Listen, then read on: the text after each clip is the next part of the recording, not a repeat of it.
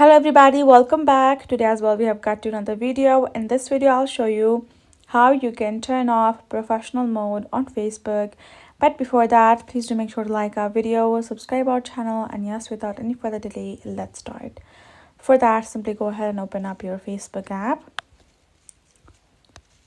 And originally you will be here in this home page, right? So what you need to do is you're simply going to go ahead and tap on this profile icon on top left corner, and then from this section go ahead tap on this three dot on top right corner.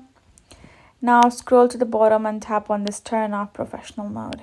Go ahead, tap on it. Now you simply have to go through the process of continue. Again, simply go ahead, check it out. If you simply want to turn it off and then you agree, tap on turn off right over here, and then you're good to go. And again, if you want to turn it on, the turn off professional mode will be renamed as turn on professional mode. Tap on it. Again, you have to go to the features that it will show and what it will provide. Continue, and confirm. That's it. And once you have tapped on turn off, your professional mode will be turned off and you can go ahead go back.